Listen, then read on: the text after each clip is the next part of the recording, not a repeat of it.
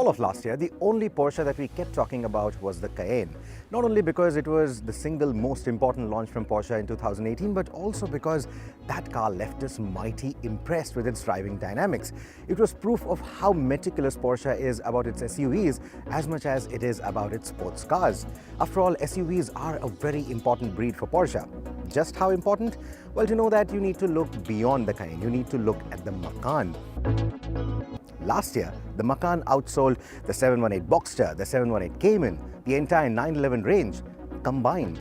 In India, however, the Macan hasn't tasted so much success. In fact, you have a better chance of spotting the rare 911 GT3 on the Indian roads more than a Macan. Blame that to the ridiculous pricing that the Macan started with. In fact, it was priced so high, so tall, that the Cayenne made a better logical choice. That, however, could change now. The Macan is coming back to India, repositioned, repriced, and timing couldn't have been better, because what we have with us here today is the new, updated 2019 model of the Macan.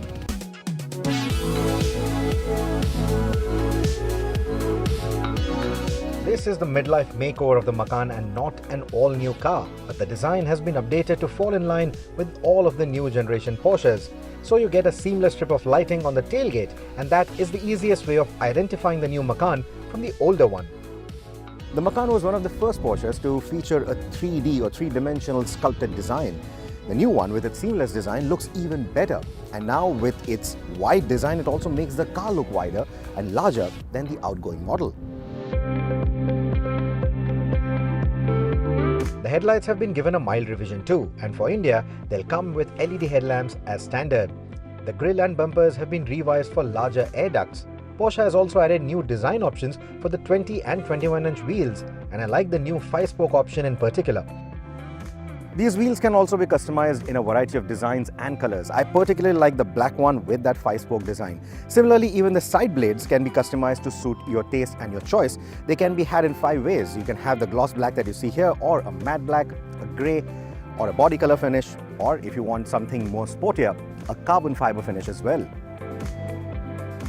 The overall treatment of the facelift may not look like much, but the updates certainly make it appear more up-to-date on the showroom floor as well as on the road.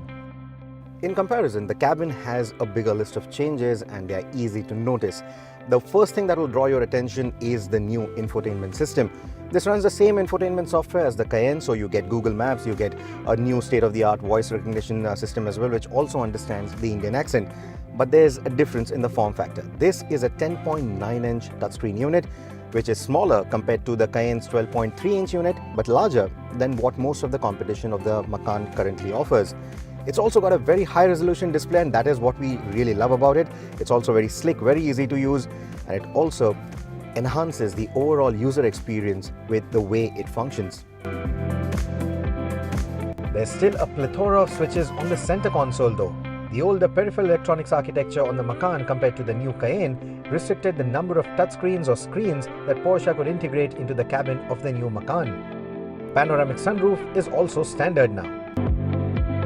The biggest highlight, however, for enthusiasts like you and me is the inclusion of an optional GT wheel that comes straight from the 911. It's smaller on diameter and also, if specified with the Sport Chrono Pack, gets the mode selector on the steering wheel itself. Like the exterior, the cabin trim too gets new color options and material choices, and as you would expect, there's a meticulous attention to detail in the cabin as well. After all, it is made by the same car maker that took a year and a half fine-tuning even its printed brochure for the Macan to ensure that the photos and the layouts made it nothing short of being a collector's item. As of now, the Macan is only available in 2 variants. There's the base and the Macan S. It's a no-brainer that a GTS and a turbo variant will follow soon. As of now, it's the Macan S that has our attention, of course, because it is the one with the bigger engine. It is the one with the more powerful engine. Now, speaking of the engine, this one uses the Audi-derived engine that you also get in the base Cayenne. This is a 3-litre V6. The previous one was a Porsche-developed 3-litre V6, and compared to the previous model, which put out about 340 PS of power and 460 Nm of torque, the new one puts out about 354 PS of power and 480 Nm of torque. While the top speed of 254 km an hour remains unchanged, the new Macan S accelerates quicker with a 0 to 100 km/h sprint time of 5.1 seconds compared to the previous model's 5.2 second run. The quicker acceleration is courtesy of the turbocharging configuration. It's a single turbocharger which is now placed inside the V of the cylinder banks, so that reduces the time taken by the exhaust gases to reach the turbocharger, which in turn accelerates the turbocharging process, which in turn gives you better low-end performance and a faster drive out of corners. The change isn't noticeable in day-to-day driving, as the Macan S was always a quick car. But should you take it to the racetrack, the benefits should be seen on the timing sheets. The new V6 also sounds a tad bit better than the one in the outgoing car. At cruising speeds or low engine speeds, there are quite a few noticeable pedal vibrations, and there's this humming sound that fills up the cabin, which with time can get a little annoying.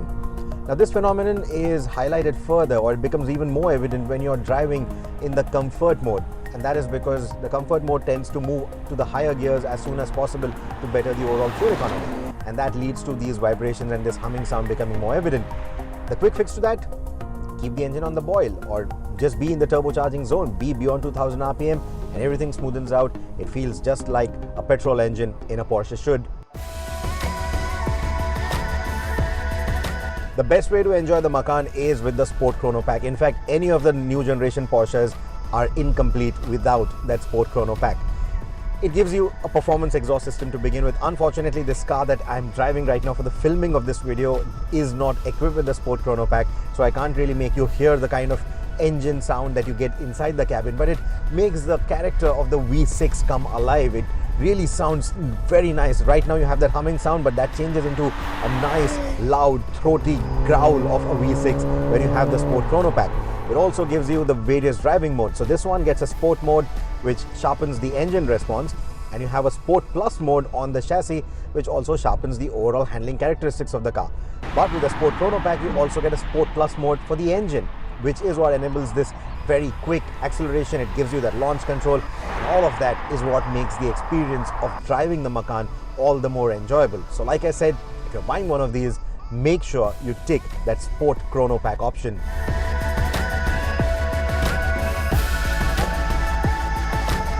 The base Macan uses a 2-litre 4-cylinder engine with a respectable 252 PS and 370 Nm output, which is good for a 0 to 100 time of 6.7 seconds. It is a good starting point for the Macan, but understandably not as eager as the V6. But the base Macan with the 4-cylinder engine will certainly be the volume generator though. When the Macan Turbo comes out, in all likelihood it will use a twin-turbo engine from the Cayenne S, and that should be an absolute fun to drive as well. And the best news is, all these engines are partly detuned for the European market because the new emission laws in Europe require these engines to have a petrol particulate filter. In India, however, that is not the case. So all the engines that will come to India will be running at full steam. Porsche has made quite a few tweaks to the front end of the chassis. The rim sizes range from 18 to 21 inches, but the width of the 19 and 21 inch rims has been reduced by half an inch. And that gives them the opportunity to have different tire sizes for the front and for the rear. Porsche has also replaced steel with aluminium in the front forks that connect the springs and the dampers to the front axle. So that setup is not only lighter, but it's also made turn-ins marginally sharper than the outgoing car. It was always a very agile car. It's even better so now, and still remains one of the best driver's cars in the segment. The ride quality of the Macan has a firm edge to it. But in typical Porsche fashion, there's suppleness to it as well, and that is hard to find in most luxury SUVs with a sporty intent. The Macan can also be specified with adaptive air springs that can provide an even cushier ride and allow changes to the ride height if the going gets rough.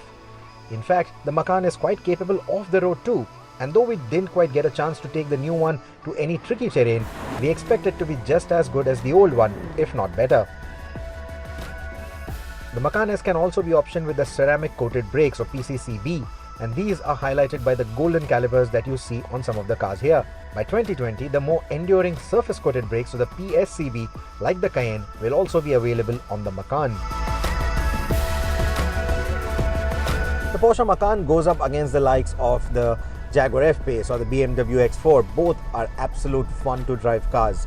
And this time around, Porsche promises that they will price the Macan a lot more competitively against these options.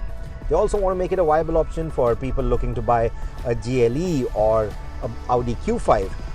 Of course, those cars have a bit more space, but then if you love driving, if you spend more time behind the wheel than in the rear seat, this one is easily the car for you.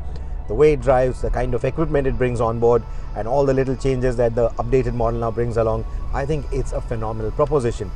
To me, what I love the most, however, is that it's a no-brainer that SUVs are the volume generators these days for most car makers, and Porsche had to give in.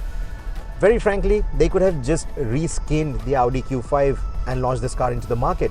They haven't. They have, once again, like the Cayenne, paid meticulous attention to the driving dynamics, to the way this car handles, to the way this car drives, the kind of feeling that it gives you when you're driving this car, when you're behind the wheel. They have safeguarded all of that, all of which is what Porsche stands for. And the Macan does that too. And that is the reason why this car deserves your attention if you are out there looking to buy a mid-size luxury SUV.